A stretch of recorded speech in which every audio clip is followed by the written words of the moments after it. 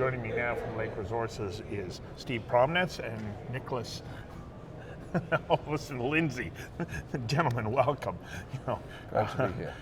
I've been fascinated about having this conversation with both of you because you are literally on the cusp of changing the way in which we're going to be mining brine, especially out of South America. Let's talk a little bit about the resource that you have, and then we'll get into the technology and the partners that you have there. So what is the resource that you have?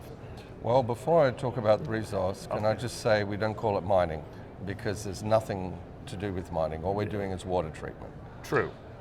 But So- you are extracting a resource, so I guess that's where I make the connection, mining. So we do have a large resource, Yeah. and back in 2018 we did a series of drill holes in the Virgin Project and defined essentially a new resource.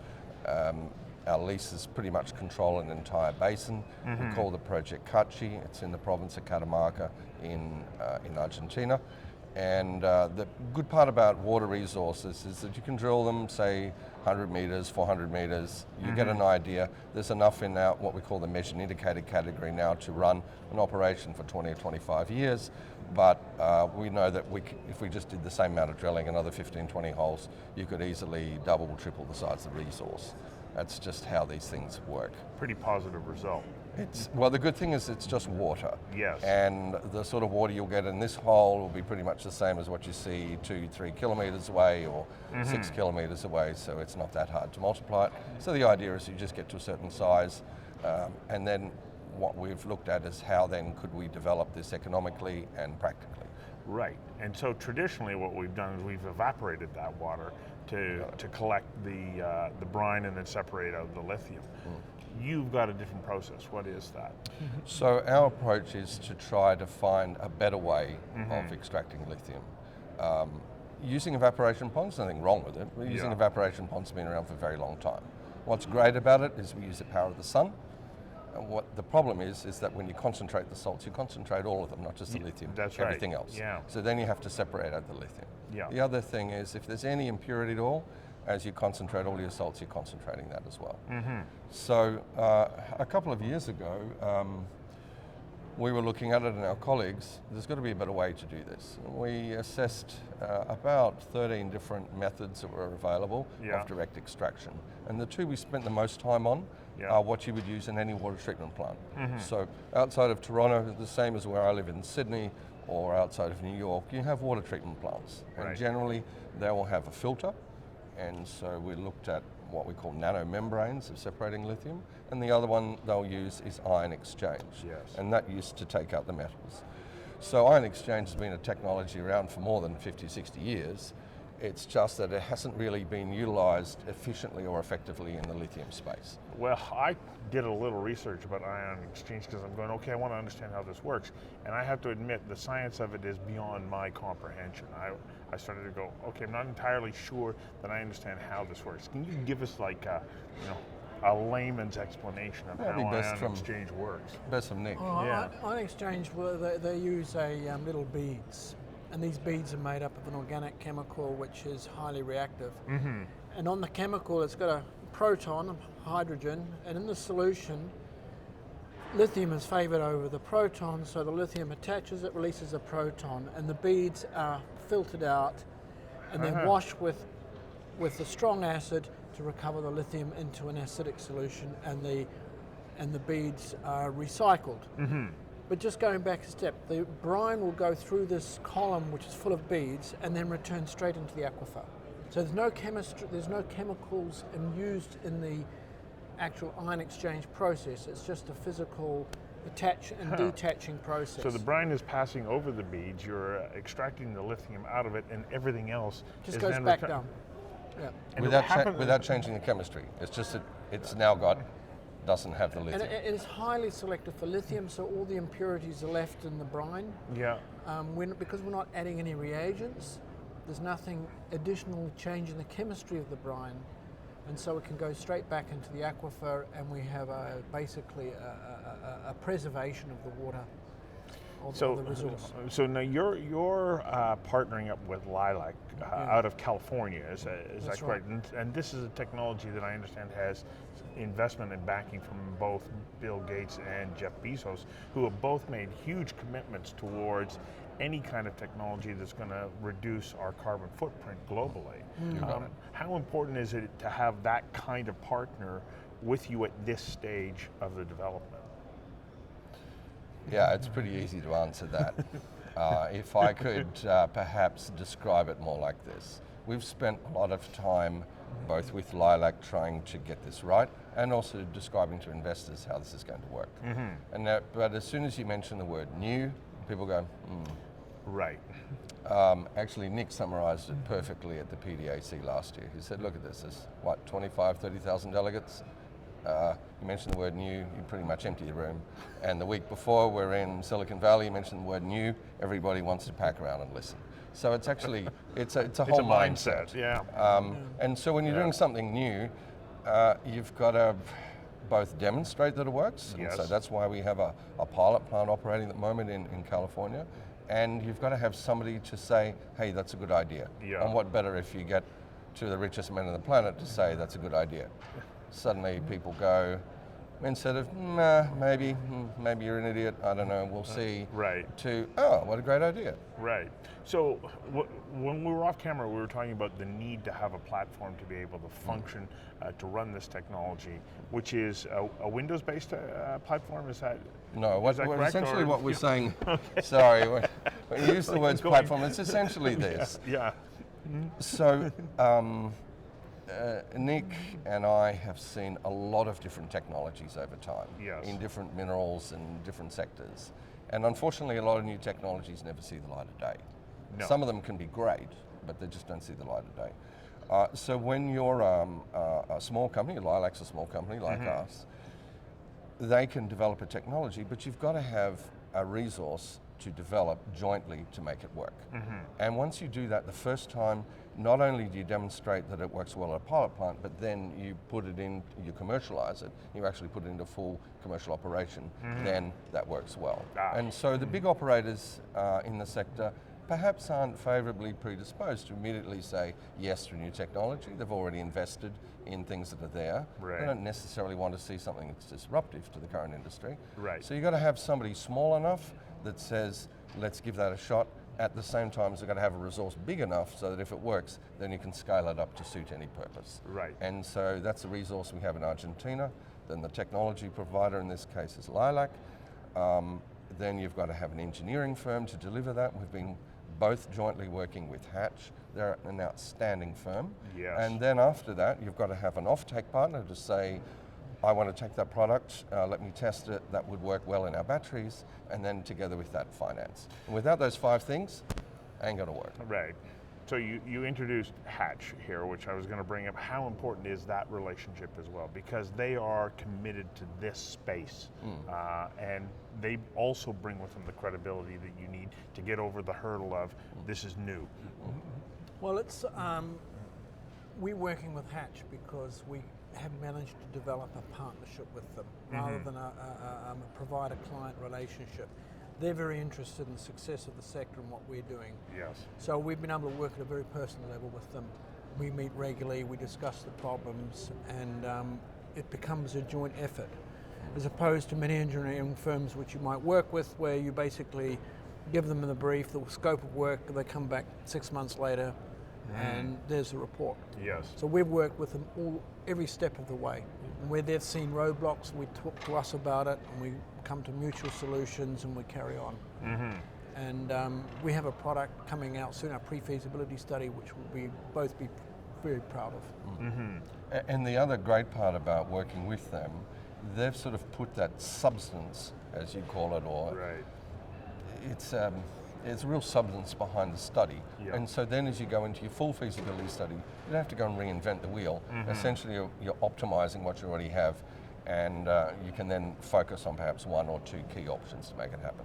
No, I've been extraordinarily pleased working with them.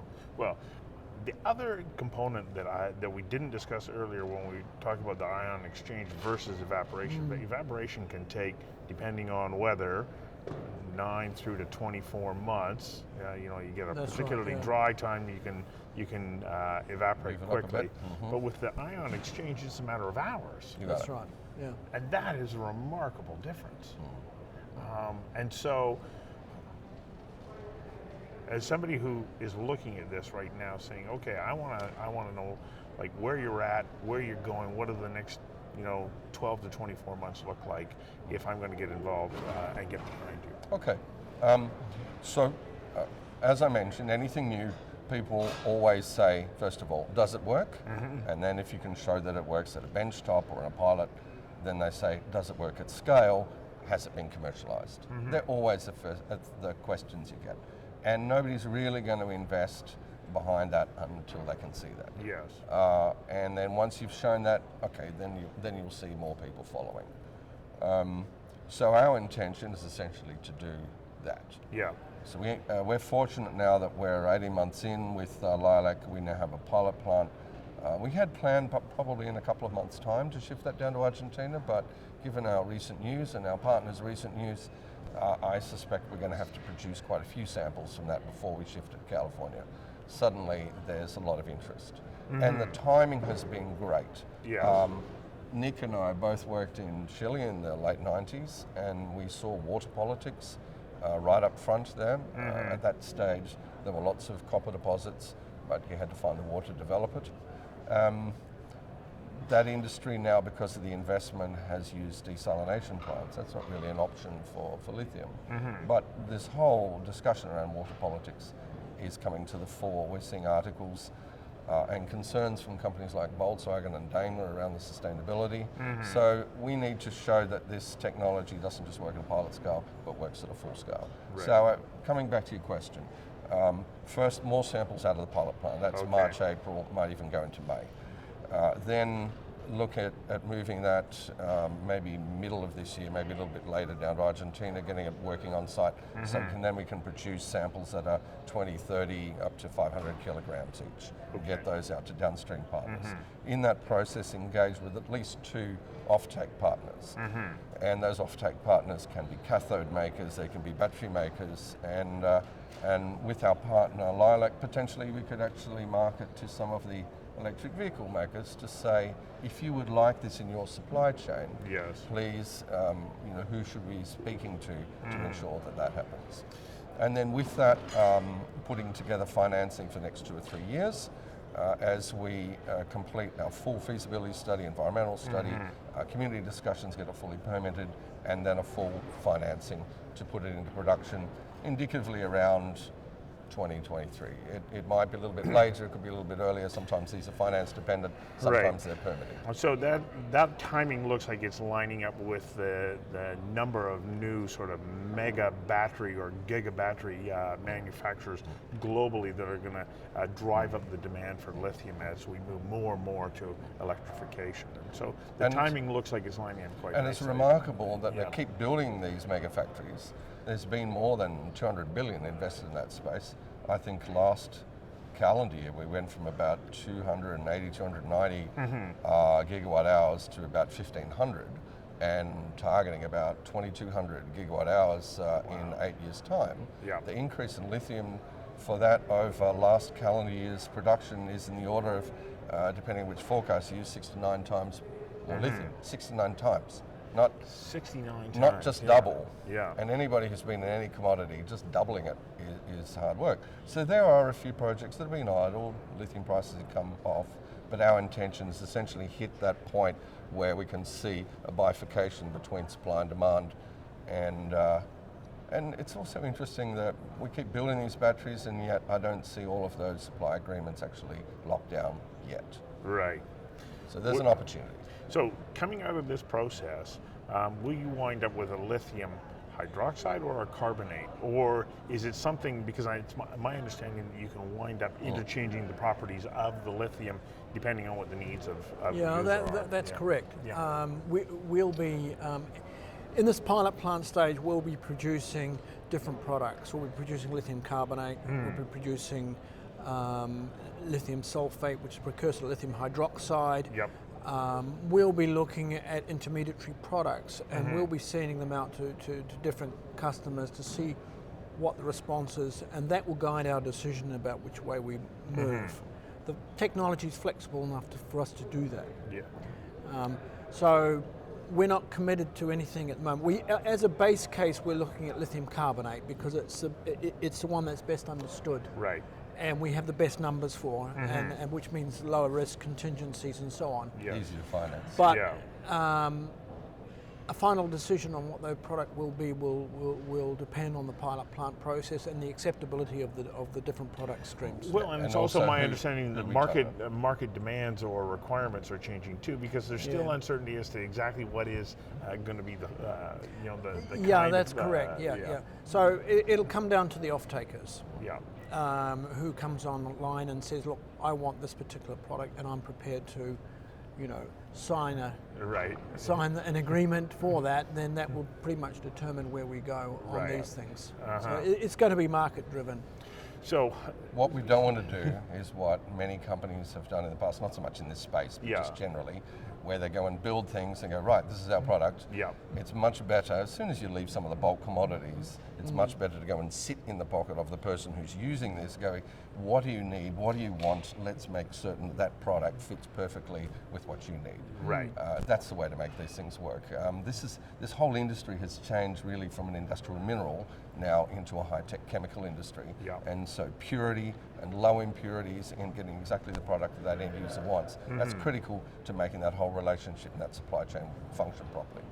So, do you have the funding that you need at the moment to keep moving forward? And the follow-on to that is, what's the opportunity for investors to get behind you and help you see this through the next stage? So we recently closed an equity raising, and that ended up being more popular than we first thought. So we actually had to Nice problem to have. Yeah, it's most unusual, but it was. Yeah. We actually upsized a little bit to ensure that our current retail shareholders could participate fully. Last October 2019, we said that we would be having discussions with a short list of financiers for about a 20 million US block of funding for the next 2 or 3 years, just to ensure that we can actually get to the point of production, probably including a couple of commercial modules, full permitting. We may only need sort of half of that amount to actually deliver what we need, but most financiers really don't get out of bed unless the ticket size is 20 million. And then at the same time, we're also having conversations with financiers for 100 to 350 million as the sort of the rump to put this thing into production. Which is your plan? As I hear you speaking, you're not looking at vending this out to someone else. You're planning on bringing this to production and keeping the team together. That's right. And look, sometimes an off-taker wants to participate in that. They might end up owning half, or maybe Right. a battery maker. Maybe it's, for example, there's a success story in Argentina called Orocobre. They listed on the ASX. They found themselves a great partner about, I don't know, it must be 6 or 8 years ago in Panasonic, and then with that came a Japanese bank, an excellent trading house, Toyota Tsusho, and so that relationship meant that financing was assured, there was somebody there solid. They're the sort of things that can make a difference. But on the flip side now, because there's a new technology, there's export credit agencies who are interested, there's petrochemical companies who are interested. I mean, there might even be somebody from the battery space or the car space that's interested. So, Well, you're meeting the needs of the future. No matter what anybody talks about as far as, let's say, internal combustion engines, the move towards electrification in vehicles, and then virtually everything else that we do in our life requires that we have lithium to drive the batteries or power the batteries that will then power our economy, our lives. so we're just trying to find a more efficient way of producing lithium that's got a smaller environmental Right. footprint, that's got a higher purity product that can then help power the future. Right. Now, there will be other technologies. There's others around now, and some of those will probably come to fruition. But it's not easy to be the first, and we're just fortunate working with Lilac. We already have this pilot plant. It's almost finished. Once that's demonstrated and operating in Argentina, this is going to be a real sea change. Well, and I think that is vitally important as we move forward. Thank you for Thank you coming so in much. and sharing this. Yeah. Pleasure to meet you, Stu. Thank you very much. We'll see you next time.